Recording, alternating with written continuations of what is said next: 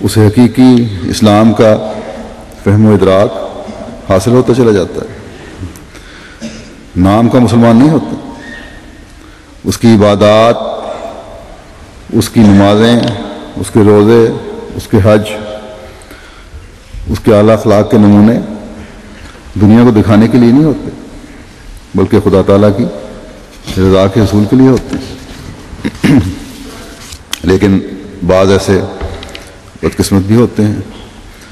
جو خدا تعالیٰ کے احکامات کو بوجھ سمجھتے ہیں، جو دین کو غیر ضروری سمجھتے ہیں اور اس کے ساتھ استہزاء کرتے ہیں، یا بعض ایسے ہیں جو اپنے دین کو یا ان روایات کو جو انہوں نے اپنے آباء و اجداد سے، اپنے باپ دادا سے سنی، آخری حرف سمجھتے ہیں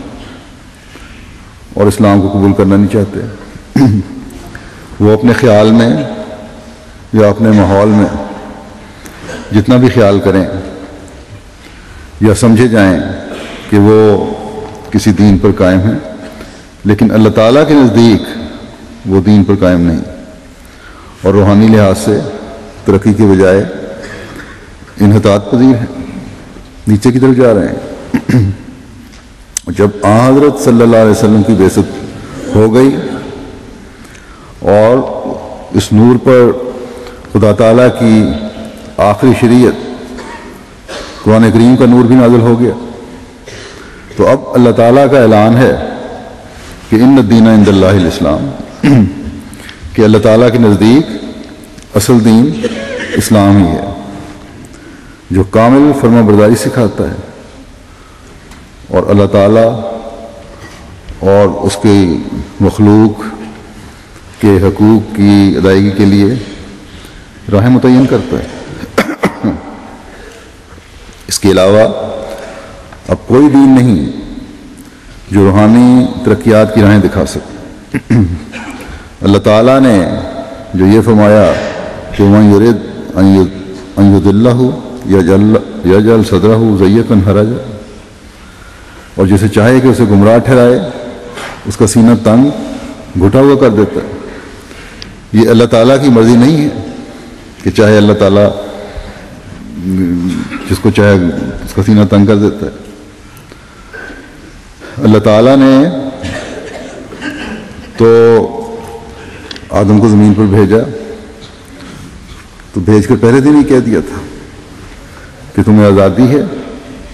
اگر نیکیوں کی طرف قدم بڑھاؤ گے تو میرے نور سے حصہ پاؤ گے،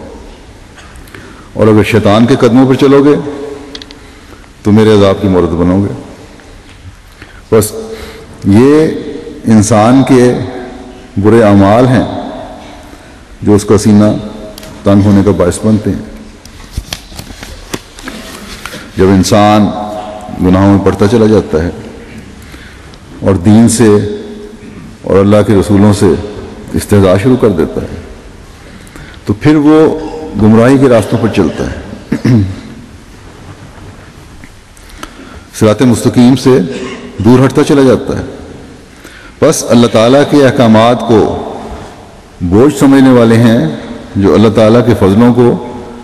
اپنے پر بند کر رہے ہوتے ہیں، اور جب اللہ تعالیٰ کے فضلوں کو بند کرتے ہیں تو ان کے سینے میں اللہ تعالیٰ مزید گھٹاؤ پیدا کر دیتا ہے، ان کے لیے راستے کی مشکلات پیدا ہوتی ہیں۔ وہ ایسے حالات میں ہوتا ہے کہ جیسے کوئی اونچی جگہ چڑھ رہا ہے، سانس پھول رہا ہے، جس کی وجہ سے سینے میں تنگی محسوس ہو رہی ہے۔ تو یہ عمل خود انسان کے ہیں جو اسے خدا سے دور کر کے مشکلات میں مبتلا کرتے ہیں، ورنہ خدا تعالیٰ تو اپنے بندوں پر اتنا مہربان ہے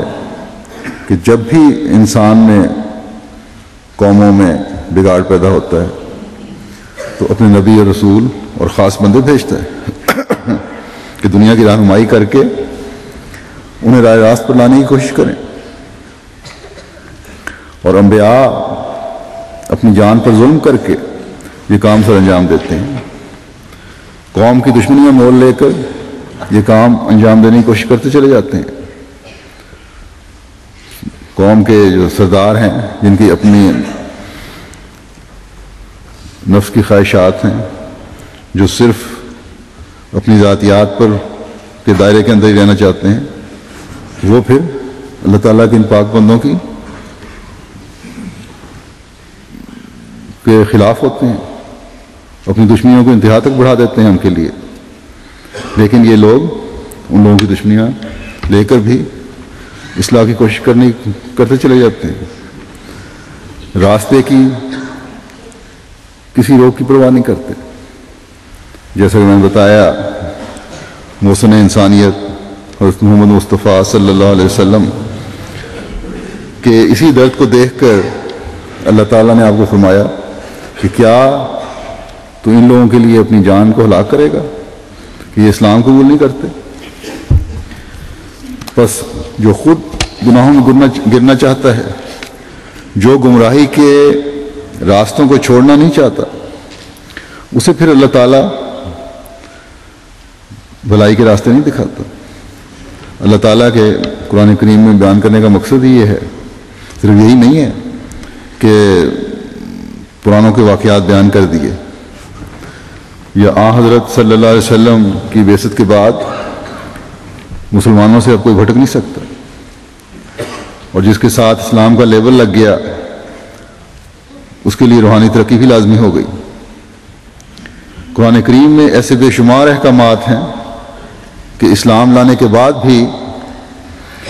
روحانی ترقی کے لیے عبادات، استغفار، اعمال صالحہ بجا لانے کی طرف توجہ دلائی گئی ہے، اور واضح کیا گیا ہے کہ اگر اللہ تعالیٰ کے حکموں کی حقیقی رنگ میں پیروی نہیں کرو گے تو سزا کے مستوجب بن جاؤ گے یا بن سکتے ہو. پھر یہ بھی واضح کر دیا کہ جس طرح پہلی قوموں میں انحطاط ہوا تمہارے میں بھی ہوگا. لیکن کیونکہ یہ آخری شریعت ہے، یہ وہ نور کا آخری مینار ہے جس سے آئندہ تا قیامت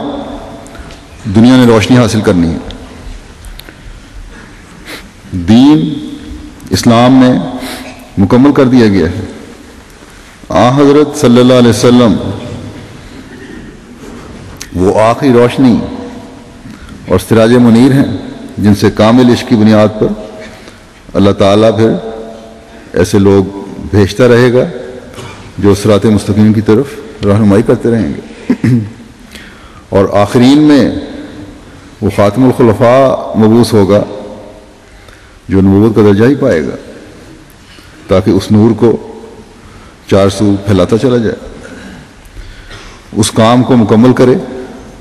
جو حضرت صلی اللہ علیہ وسلم کے ذریعے سے اللہ تعالیٰ نے جس کو اس دنیا میں حضرت صلی اللہ علیہ وسلم کو اللہ تعالیٰ نے اس دنیا میں کرنے کے لیے بھیجا تھا.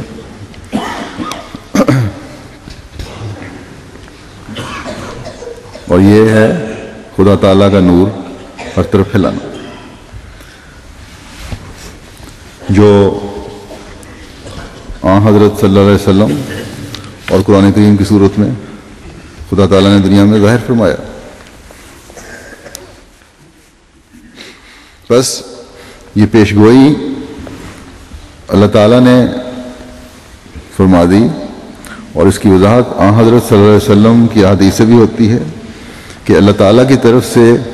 یہ اصلاح کا سلسلہ ہی حضرت مسیح موعود علیہ السلام کی بعثت کی وجہ ہے. اور پھر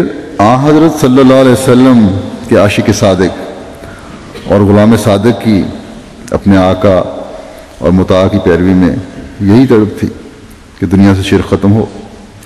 غیر مذاہب کے لوگ بھی اسلام کی تعلیم کی حقیقت کو سمجھیں، اور مسلمان بھی